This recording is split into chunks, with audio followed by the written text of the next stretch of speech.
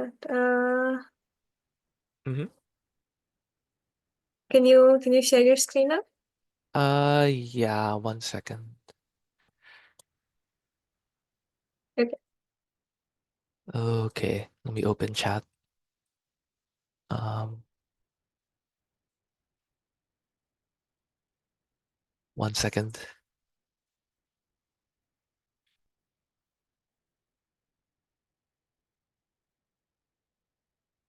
Okay, now I can read chat. Great. Good evening. So before we talk about the topic today, I wanted to talk about logic.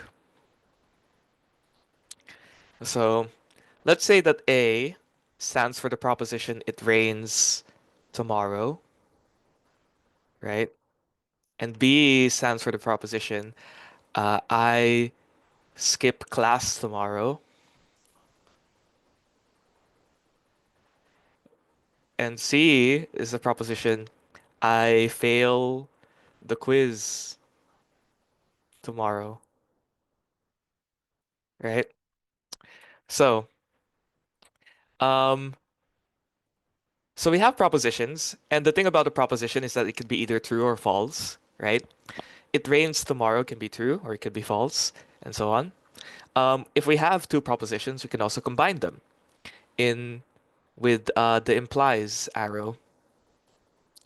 So A arrow B, or which I'll read as like A implies B, or if A is true, then B is true. This means that uh, if it rains tomorrow, then I skip class tomorrow. And similarly, we could write B implies C as, if I skip class tomorrow, then I fail the quiz tomorrow. And this is another proposition. A implies B can be true or it can be false as well. Like if it rains, maybe it rains tomorrow and then I don't skip class or like I still decide to go like a normal person, then it would be true. Uh, and logic consists of things like, oh, if I know that A is true, right? And if I know that A implies B is true, then what can I say is also true? And this is for the audience participation comes in. A implies C is true. Well, we don't know anything about C, so we can't say anything about C right now. If all we know is that A is true, and that A implies B is true, So B is true. yeah, B is true as well, right? I'll just write that like this. And similarly, if I know that B is true, and B implies C is true, then C is also true, right? Um, so this also proves somewhat that if A implies B is true, and B implies C is true, then I can conclude that what? A implies A C. implies C is true. Yeah, because if both of these things are true, then if it rains tomorrow, I will fail the quiz. Um, great. So when we have like, propositions and stuff, this I'll write this as like Greek letters actually. So this rule, we call this modus ponens, um, which I'll abbreviate as MP, right? Tells us that if we know that alpha is true and alpha implies beta, then we know beta is true. So in this case, right, we can substitute with, alpha is A. I'll just write this like this. And like B is beta. This gives us A implies B, then B by modus ponens. Or if we instead set B to be alpha and C to be beta, we get the application B implies C, therefore C by modus ponens. So this is what we call an axiom. If this is the axiom modus ponens, and it says if alpha and beta are propositions,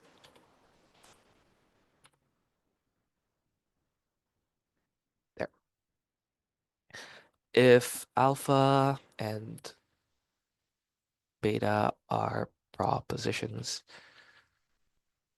then this is true. So in particular, this also means like it could be like something more complicated, like, you know, if I set A implies B to be alpha and B implies C to be beta, I know that if A implies B is true and A implies B implies C, then B implies C is also true. And so formally, this is what we call like an axiom schema. It's not like a single axiom, but rather you could use it to produce axioms, but like that's a formal thing. Also, this bar, I guess I also need to explain this. This bar means that like um, if these things we can prove or like then kind of or whatever or like therefore or something. Note that this kind of like if then is different from like the implies. Um, in that like this is like, oh, if we know this is true, or let me just write that out. If this is true, then this is true. Great. So that's one axiom, modus ponens, and we could also use it to write like longer proofs. So let's say that like I know, B is true, and that A implies B is true, and that A implies B implies B implies C is true. Why is this different from implies? Yeah.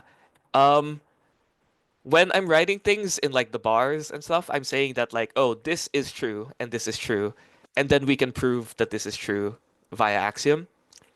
Um, it's different from implies in that like one of these things. This is like a philosophical difference, but like the difference is that like one of these things is within the paper kind of, and one of these things is like on the proof on the level of the proof system. Um, don't worry about the difference too much. But anyway, let's write a longer proof. Uh, an implies can be false, yeah. So for example, A implies B can be false. Like, if it rains tomorrow, maybe I could still go to class.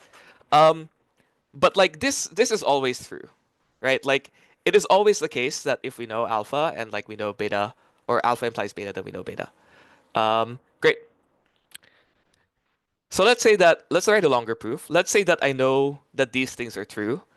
Um, so prove C is true. Great.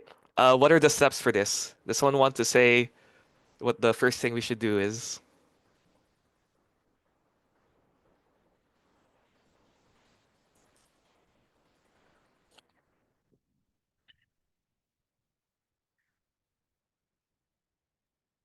Okay, we know A implies B is true. Mm-hmm. So by the third one, we must have B implies C as true as well. Yeah. So we know that both of these things are true. And so we imply MP to know that B implies C is true as well. And then what do we do after? And we know B is true. So Mm-hmm. C must be true. Yeah. Also by MP. So this is like in this system, in our very small logical system, this is what a proof looks like. We write, uh, this. We write the things, and then we write like this is the axiom that's applied. And we have like a proof tree, kind of. Um, this is not enough to prove everything. So I will have to introduce two more axioms. Um, so this is axiom K. Uh, we have a name for this one. This is axiom MP. Axiom K says, no matter what, um, alpha implies beta implies alpha. And axiom S implies or says that no matter what, alpha implies beta implies gamma implies alpha implies beta implies alpha implies gamma. So these are axioms. We're just going to assume that they're true, but hopefully, like, they should make intuitive sense. So, for example, this says that, like, oh, if alpha is implies beta implies alpha, or no matter what, alpha implies beta implies alpha. Because, like, in this case, right? Oh, if alpha is true, then it doesn't matter what this is, alpha will still be true. Is it like vacuously true? Yeah, it's kind of like vacuously true, although formally we only usually use the word vacuously for something that's like empty. In this case, we say that it's like axiomatically true or just true via axiom. We're just like declaring that it's true no matter what. Like no matter what, if it if this is a proposition, like let's say if it rains tomorrow, then if I don't go to school, then it still rains. Or even if this is a different proposition, like if I do go to school, it still rains, provided that like it still rains tomorrow, right? So this axiom, we're not like we're assuming it's true, we're not proving it, but like hopefully that people should agree that like this is like fine, that this makes sense, right? Um, S is a bit more complicated to make sense of, but like um this is like still hopefully the case. Like if this is true, then this is also true. Um like if alpha implies beta implies gamma, then alpha implies beta implies alpha implies gamma. Like intuitively you could think of it that like, oh, if we are inside here, right, then this must be true. And so if I know alpha implies beta, then I can get like alpha implies gamma via like something. You know, like it should make sense. Yes. I'm Is sorry, Yeah. but axiom S doesn't really make sense to me. Okay, that's fair. Um, that's extremely fair. What if I just say that like what if we just assume that it's like it is true for now? Okay, sure. Great. Um, Isn't it any possible? yeah. Sorry, isn't it possible to deduce axiom S from axiom P somehow? It looks like it should be. I'm going to tell you that it's not. You can try. Uh, but like I will tell you now that you can't. Okay. But these are good questions. Anyone else have any questions so far? Let's try to prove, or if not, great. Um, let's try to prove something. So I want to prove for all A, A implies A. Great. So, how do we do this? Well, the axioms that we could use are K, S, and MP, right? Um, but like axiom MP always requires something to be true already, and we're starting off without knowing anything. So we'll have to use K and S somehow. Um, does anyone have any ideas of how we should start this proof? And meanwhile, I'm gonna drink some water.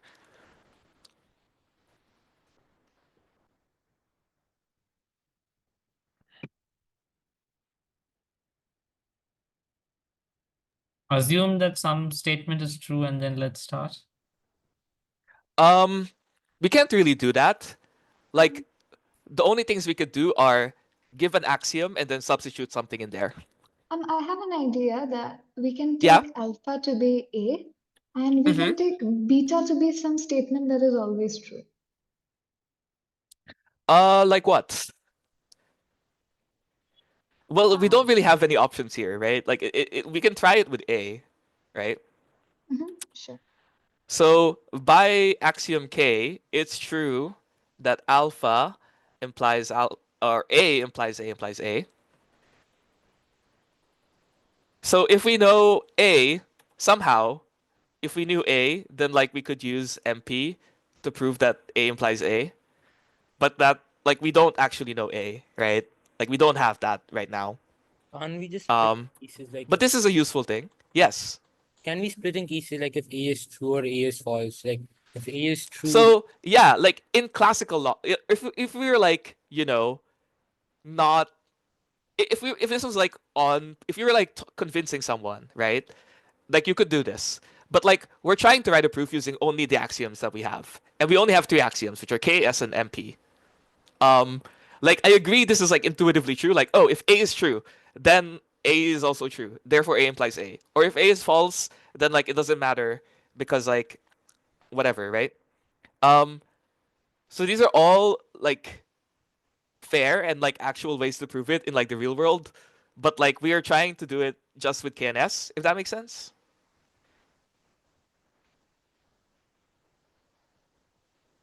yeah. Great. So we have this. Maybe this is useful. What can we try to do? What else could we try to do? We could use axiom S on that, like Yeah. take alpha, beta, and gamma as AAA. Yeah, let's try that.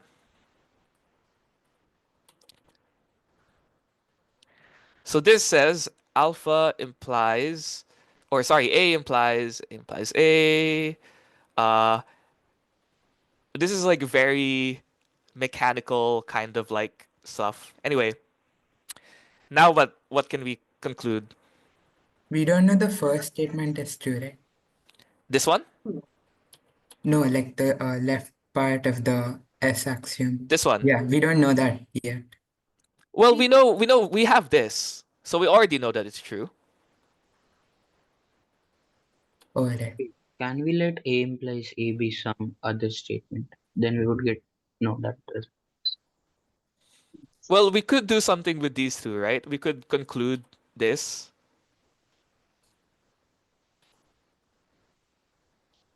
Oh, wait, yeah. Via. But this is not very useful. um like we can't really use this to get what we want. But this is like almost there. Okay. We're on the right track. Um so what if we instead Can we did say A is B implies B and then like where did you want to do that? no, we rewrite A as B implies B, and we know that if B implies B, then B implies B, so A implies A. That's true, but A might not be of the form B implies B, right? Oh, okay. Yeah. Like A could be like, it rains tomorrow, which is not of the form B implies B. But that we're getting there. So we don't want something like this. Like this needs to be something in order to like use this needs to be something we could prove, right? But we have this. So what if we made beta to be A implies A? Then let's rewrite this. This is a lot of A's. I don't know who of you like does competition math, but this to me feels very much like doing an FE, where you're like substituting random stuff until something works.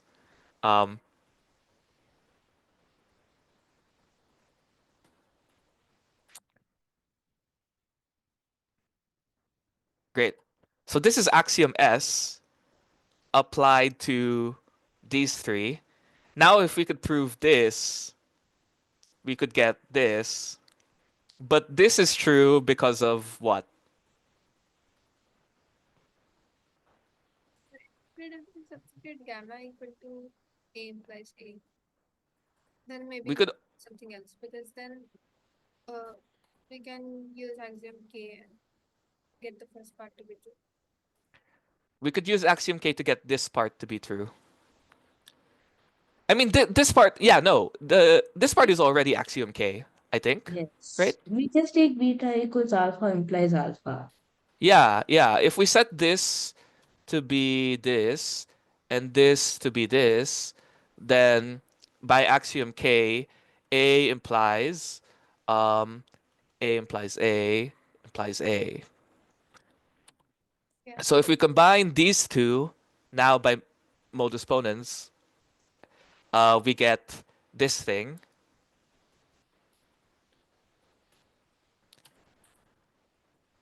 And now we use this. And then we prove by this one, we get this. And that's our proof. What was the last thing that you did after you got A implies A implies A implies A by axiom K? This thing, Mm-hmm. so from axiom K and from axiom K we get this, and from axiom S we get this. Mm-hmm. So by axiom MP, we're getting this. Okay. Because like this matches this, right? So that would be alpha and this would be beta. Uh-huh. And then from axiom K, I'm just gonna not write that so we could have more space. From axiom K we get this. And so from MP via this matches this. Therefore this is this one. Okay. And so this is does that make sense? Do people understand how we wrote this proof? Yeah, it makes sense. Yeah. Yes, it makes sense. Okay.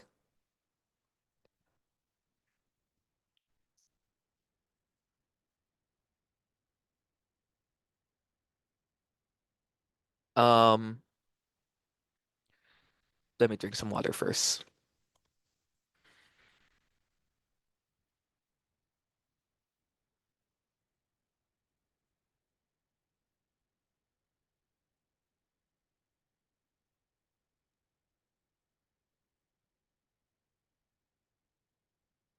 Okay. So now let's talk about something completely different. And not at all related to what we've done.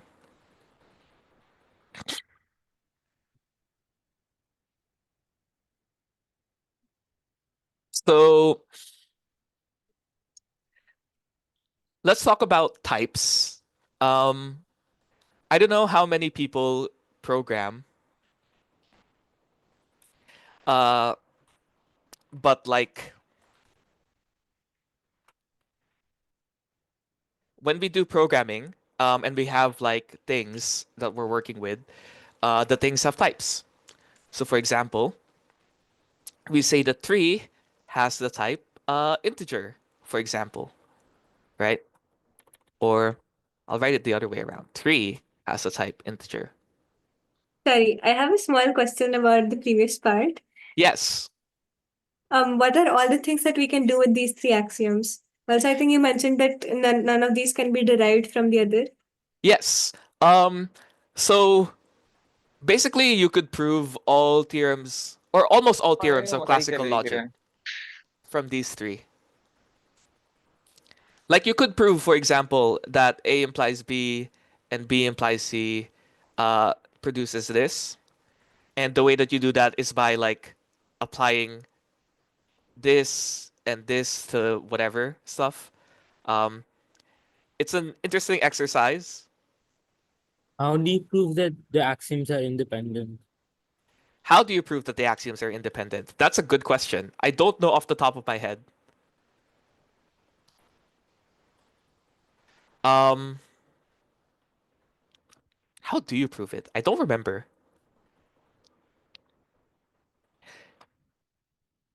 Uh, if you want to get, so right now this is what we call intuitionistic logic.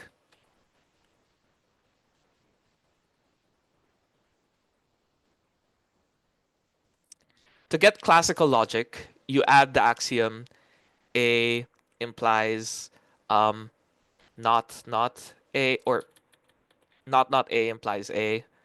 Um,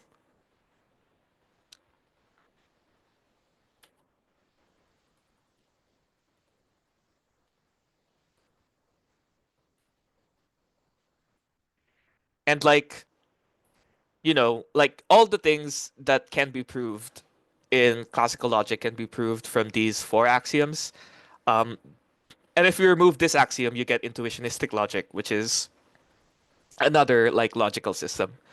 Um,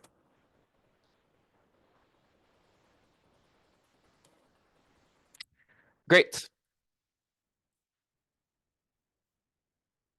Wait, which is the fourth axiom? This one, double negation elimination. Not A implies A. Oh, What is not a? So not. That's a good question. Let me see if I could add another page.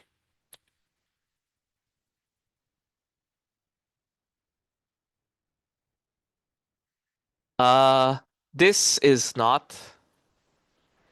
It means, so not A means like not A is true, or you could also write it out as like A implies this one, and this is like contradiction or Can't you false. just say A is false? You can also say that. But like our system only really allows us to say something is true. So you have to say not A is true.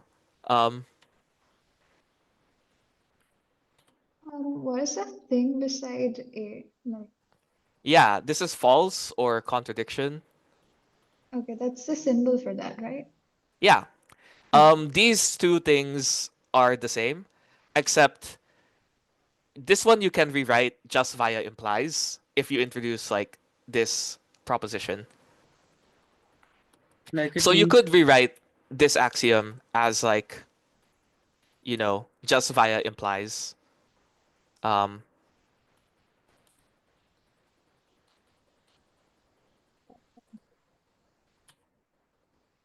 this is D and E, double negation elimination. does that mean if A is false and not A will be true? And This is only true in classical logic. So if not A is true, then you could get A via what? How do you get A? Do you use axiom K? No. I You think it's use. just not A, since we have not A. Mm-hmm. So then we take Well, by like default, we don't know that not A means, or if not A is true, then we know that like A is true, or that not A is A, or we know not A is A because that's an axiom. Um,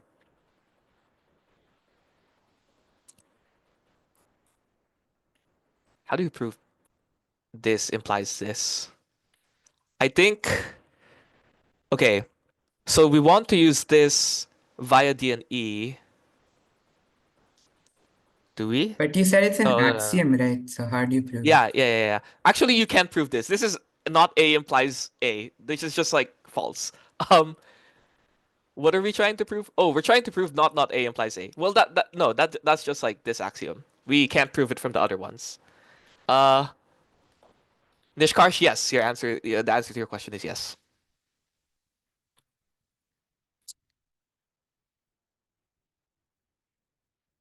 Great.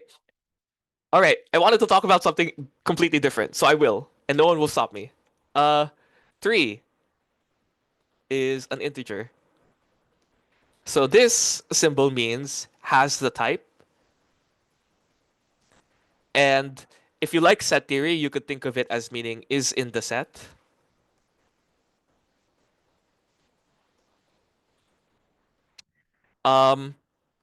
Here's another thing. Pi has the type real. Types. Let me give us a section title. We could also say that 3 has the type real, but like the integer 3 and the real 3 are different and they have different types. Okay, Can you say here's a function. integer has the type real? Is that valid? Well, an integer is not really like an integer is not in the set of reals. Or like the set of integers is not in the set of reals. It's a subset, but it's not in the set of reals. Oh, right. The whole set itself. Yeah. Yeah, the whole set itself. Also, 3 of type integer in our system, 3 of type integer and 3 of type real, different trees.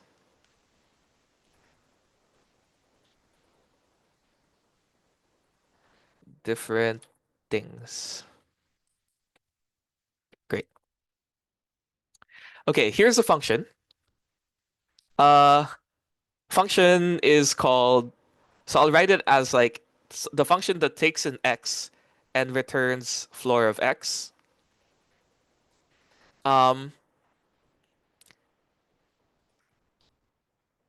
This function has a type. What is the type of this function? It takes in a real, right? And it returns an integer.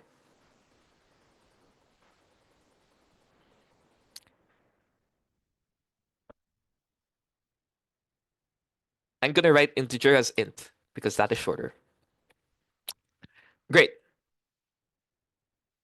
When we apply this function to pi, we know that this is 3, right? Because like floor pi equals 3. And this, I'm going to write the types. This has type real to int. This has type real. And this has type int. So in the type system, you can like, this thing, if this is a function that you could apply to this to get this. Great.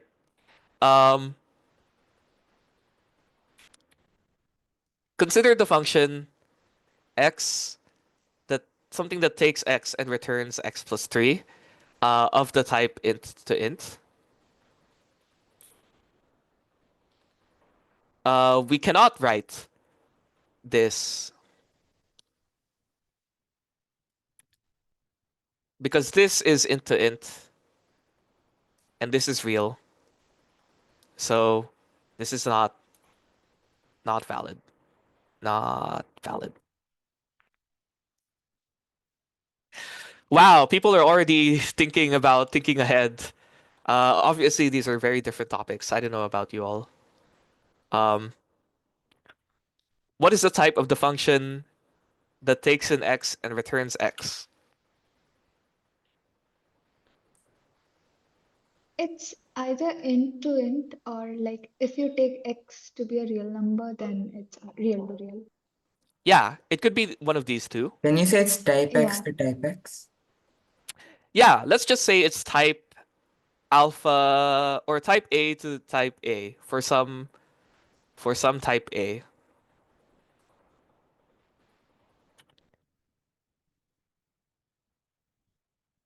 Great. What else can we say? Oh, we can also write functions that take in functions or functions that return functions. So for example,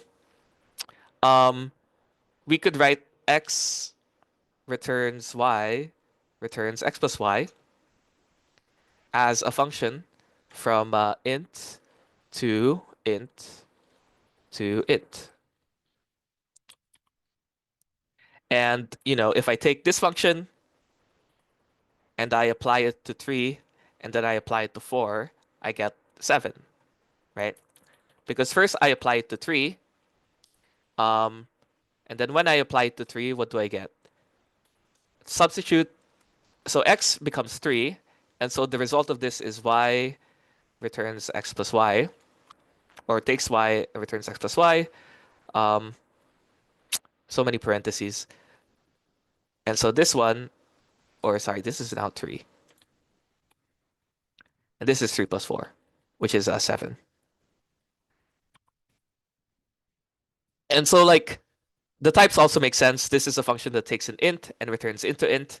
It takes in an int. This is int to int. This is another int. The result is an int.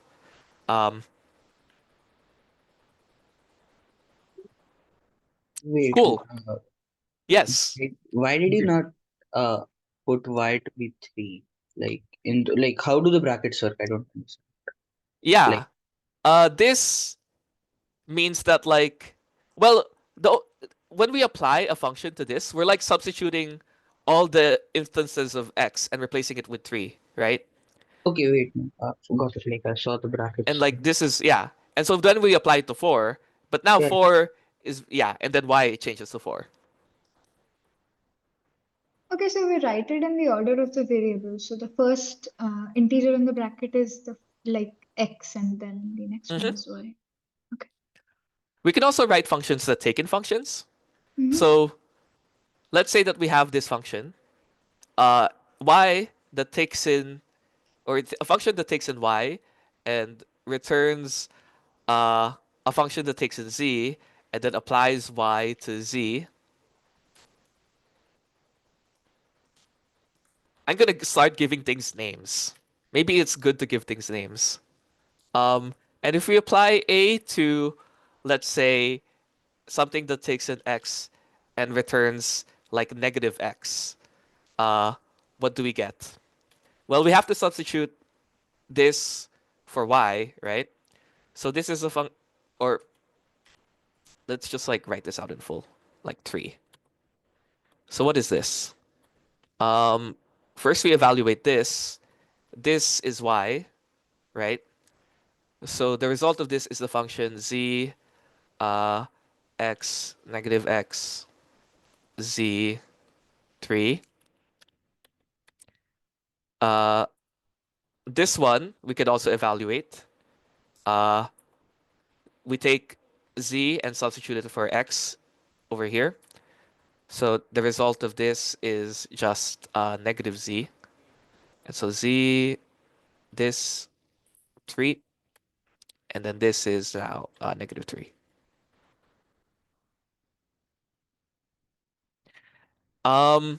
Yeah, so we're writing functions that take in functions and return functions or whatever. Are people following so far?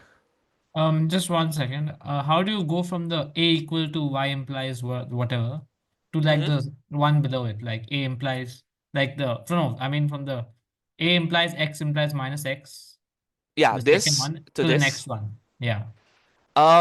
Whenever you apply a function to a thing, right? That the function here, right? A takes in y, right? Correct. And so we substitute whatever it takes into y.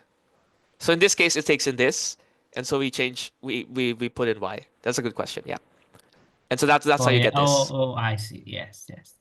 Yeah. In the I have previous a question about this part. Uh-huh. Like we are saying z implies x implies minus x, z 3. So how do we get from that step to the next? Shouldn't we have a z implies for the second last step? Yeah.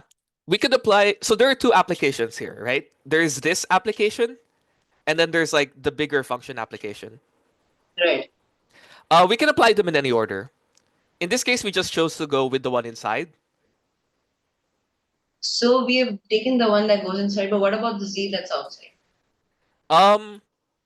What about the z that's outside? It's still there. Like we're just changing this thing and we're copying the rest. I see. Okay. We could also do it, we could apply it in any order. So we could also do it the other way around. Like if we started by applying z, right? What do we get? So this is applied to 3, which means every instance of z I need to replace with 3. We get this, and then 3. And then we get another function application, and this is -3. So either way you apply it, you get the same result. And is either way you can apply it, is this a rule for all types? All such Yes. Yes. So what we've been doing right now is called the lambda calculus.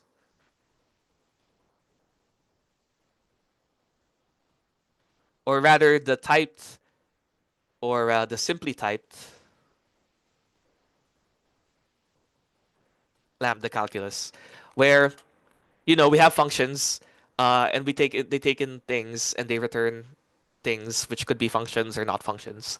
Um, and in the simply typed lambda calculus, it doesn't matter in which order you apply things. This is something you could prove. Um, this is not true in like programming, for example, right? Like in general in programming, the order that things happen matters, but in lambda calculus it doesn't. This is a property called confluence if you want to read about that. Anyway, any other questions so far? The previous question, no, to it. Yeah? The previous one. This one. Or no, the one before? The one before. This one. Yeah, if it be a irrational to integer, then the function will apply or not? We could say that this is like, a function of this type, but then this would have to be like this. Like then it was not to be real, it should be irrational. Then the function will apply or not? I mean, you could call it to be like rational. That would be a different function though. Where are I? Like this function. So we said this function has the type int to int. We could also say that it has like the type rational to int to rational. Is that what you were asking? No, I'm asking if it won't be rational, it should be irrational because 3 is not 3 is rational, 3 is not irrational. Yeah. So would the function will apply or we will just ignore x? I mean, yeah, if it would be like a different thing, right? Like in the same way that like the 3 that is an integer and the 3 that is like a real or like a 3 that is irrational, these are all different 3s. Like you have to pick the one that matches, right? Like if this is the function, then I'll have to take the 3 that is rational and then put it in here. I can't take the 3 that's an integer. I'm not sure if I'm answering the question. Sorry.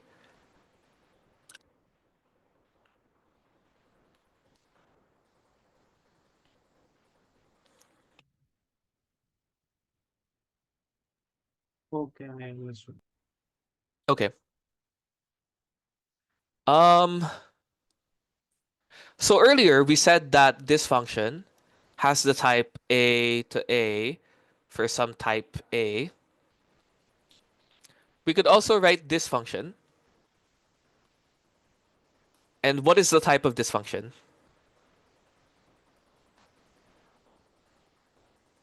It takes in a or something of type a, right? And then it returns what? B to A. Yeah. Y could be like any type. Let's just say it's type B for now. And then returns x, which is a. So this function has this type for types a and b. Let's take the a that we had earlier. What is the type of this function? Well, we know that later y will apply to z, so it has to be some sort of function. So let's say that y has the type a to b. And from here, y applies to z. So what does that tell us about the type of z? It must be of type A, otherwise it won't Yeah. apply. Yeah, exactly. And so z is of type A, and this whole expression, when we apply y to z, we get something of type B. So what is the type of the whole function? It takes in y. A to which B is- to A to B. Yes. Great. Let's call this function k, and let's call this function I. Here's another function, s. S is a function that takes an x, and then takes in y, and then takes in z, and then returns x applied to z, applied to y, applied to z. I need different colors for my parentheses.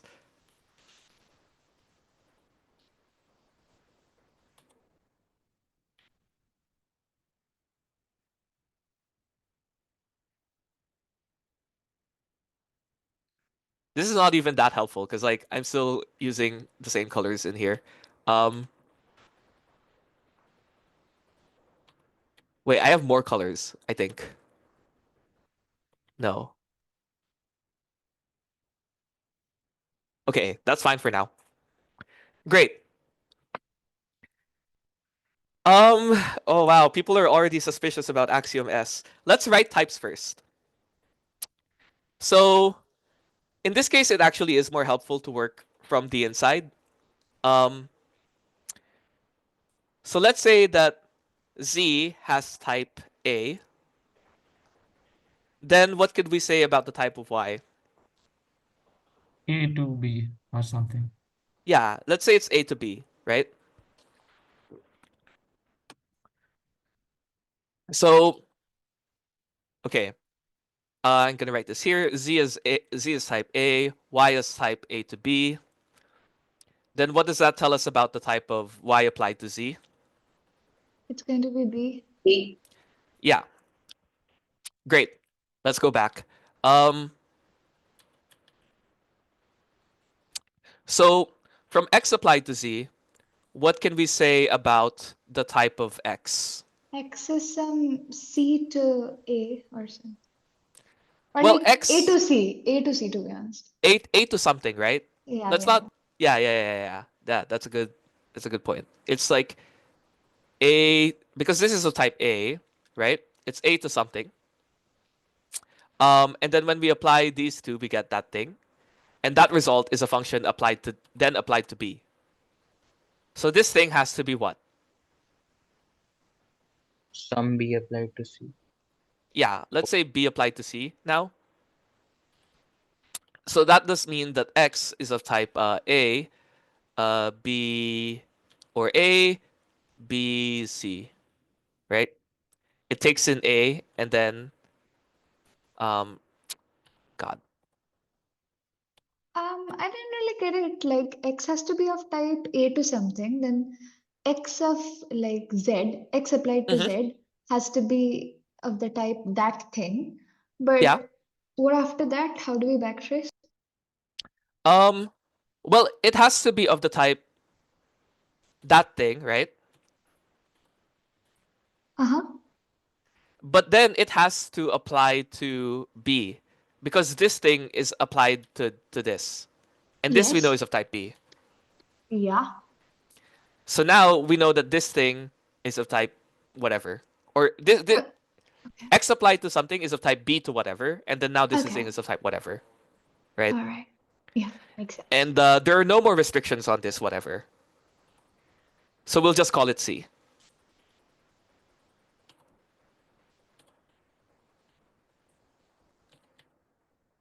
So this whole thing is now C. Does that make sense? Uh-huh.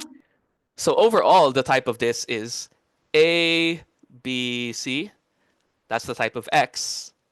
And then Y, which is A, B. And then the type of Z, which is A. And then this whole thing is just C. Right?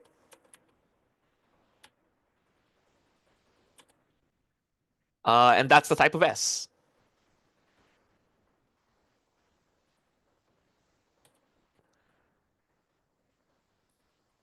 Now, people have already mentioned that, like, this is very reminiscent of Axiom S. And similarly, K is very reminiscent of Axiom K. And I is very similar to the thing that we proved earlier about the identity. right? Wow, I lied, and they're actually related to each other. So recall these two axioms.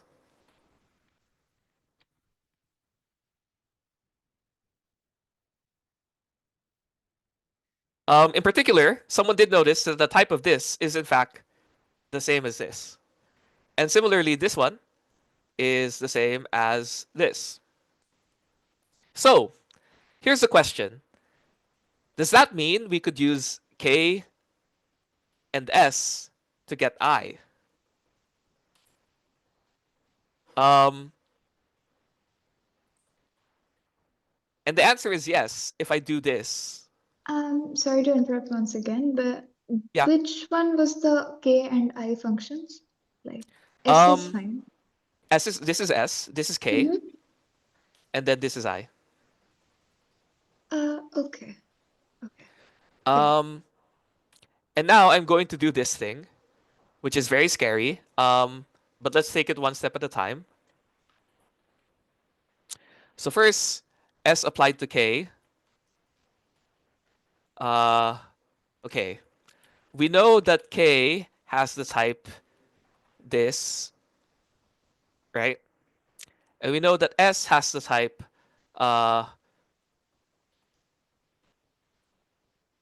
this.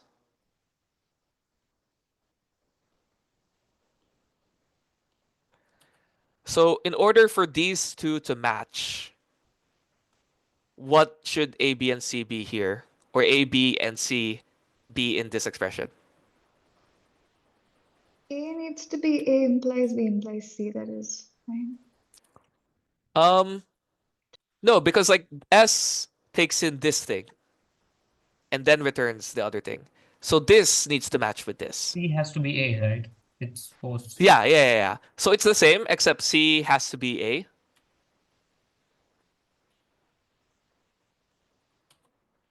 So that means that S applied to K has the type this, right? Like A applied to B, A applied to A. And then we apply it to K, which has the type A like this, right? So this needs to match this. So what are A and B in this case for this to apply? Like B has to be B implies A. So Yeah, so B has to be B implies A, or B to A. Technically they're different, but whatever. So the B from the very beginning actually has to be B to A, but we could just like not write that. Let's write actually a prime How here. did you go from the So that they're second different. line to the third line? From this line to here, Yeah. to this. This is S of K. So like this, let me align stuff better. This is S, and this is K, and so this is S applied to K. Like this is S, and S is a function that takes in this and returns this, right? And so K is this.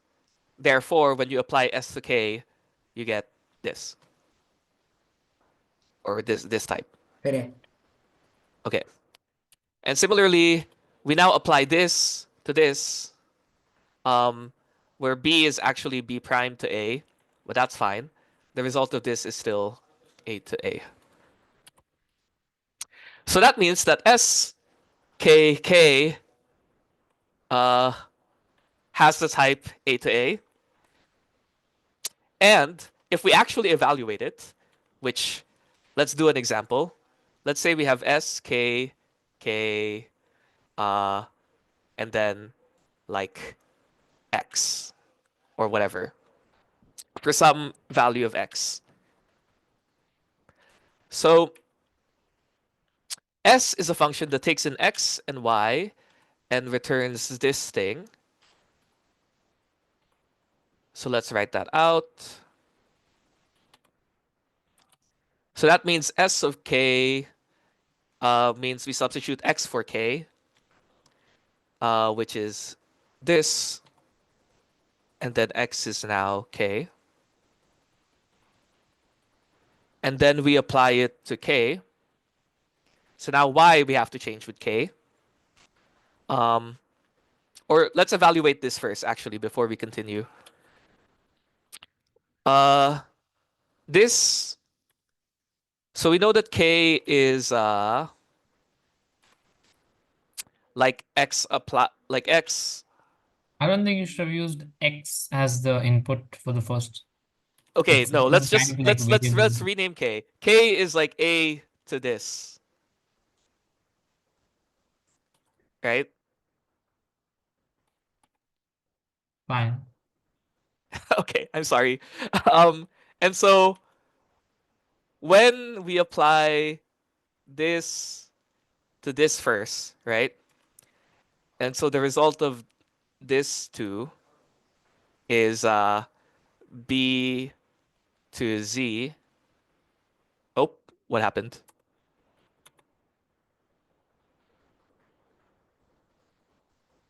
My Zoom crashed for a second.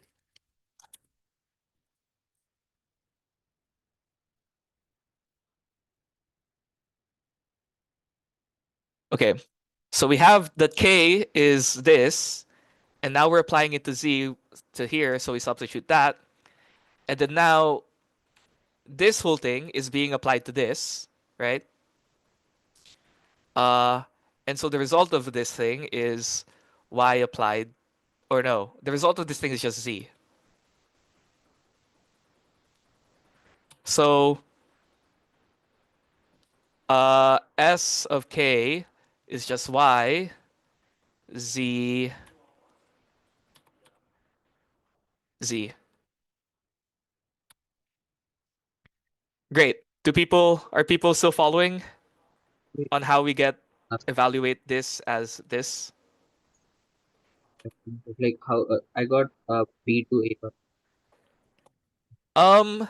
There wouldn't be any more b's and a's because like here, right? This is a to b to a, and then we replace a with z, Yes. so we get this, and then we replace b with this. But there are no b's here, so the result is just z. So, yeah. I lost the chat as well.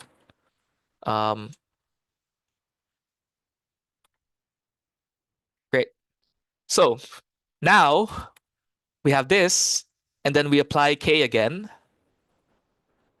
So that means, well, we substitute y in here for k, but there are no more y's. So the result is just this.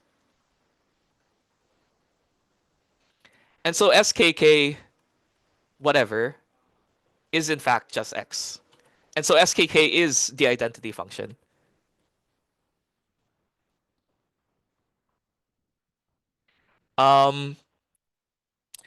And this is similar to the fact that if you recall our proof from all the way in the beginning,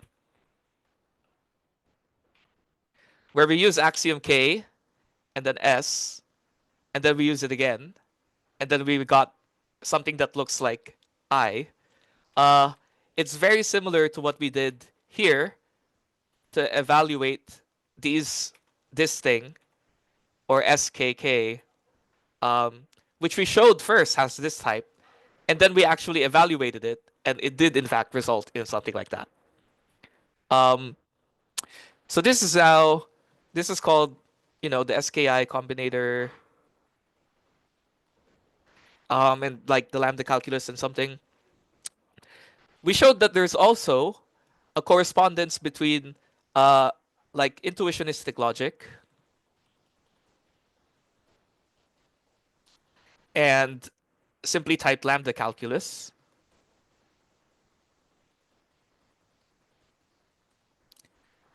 And this is called the Curry-Howard correspondence. So does that mean for every program I write, it could be a logical statement or two? Yes. In particular, any program you write or that is in like the lambda calculus or that can have a type corresponds to a statement in intuitionistic logic that is a proof. Similarly, evaluating that program or proving that it evaluates corresponds to a proof. So here we proved that SKKX when we started like evaluating it and we got this result which has the type this, that is a proof that like this comes from these functions. When you declare something, that's like equivalent to saying it's an axiom. Um, and then like evaluating stuff is like a proof. Uh, if you've ever heard of like a proof assistant like Coq or like Lean, um, this is like what they use to like turn your computer program into like something that is a proof. Um, I know I'm like waving my hands a lot and like not really explaining at this point, but uh, hopefully this is enough for you to like go on and read about it yourself if you're more interested. And because I have to like, I can't really explain anymore in the time that we have. Um, let me export this PDF. All right, so before I end, I have like a few minutes for questions if people want to ask some.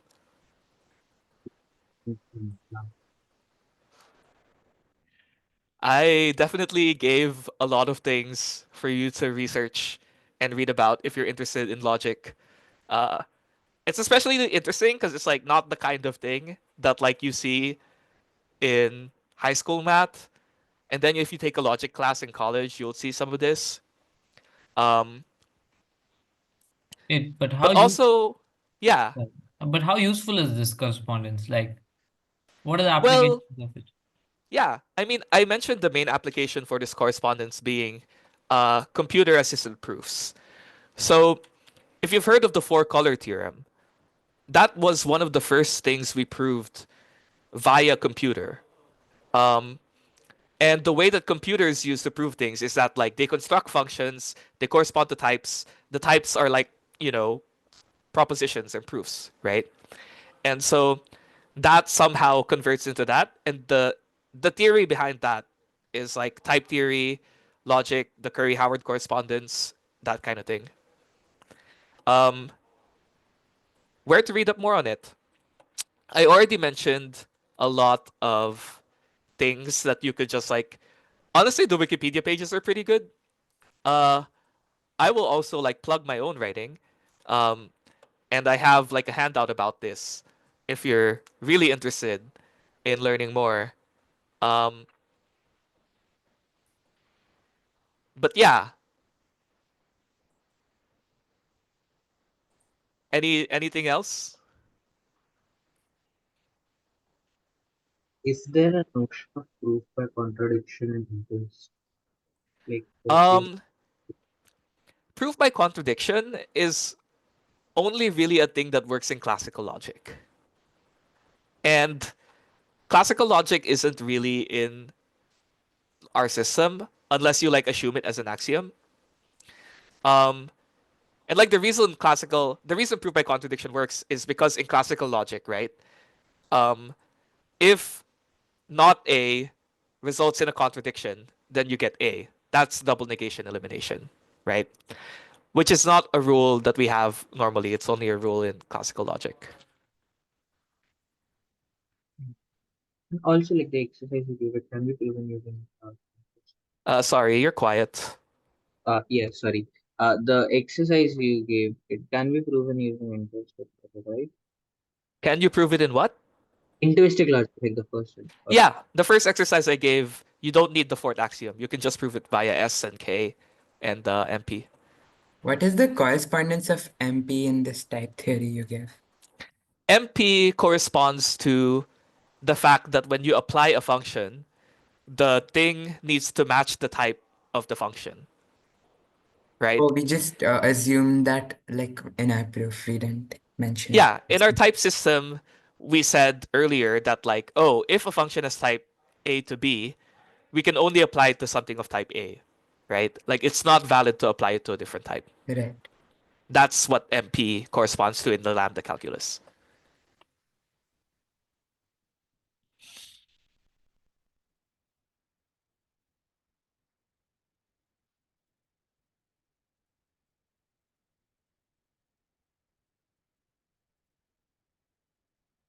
Okay, if there are no more questions, then I guess we can take a stop here. Thank you so much. This was a very fun class. Yeah, thank you for the class. Bye. Thanks a lot for Thanks for teaching. the class. Thank you so much.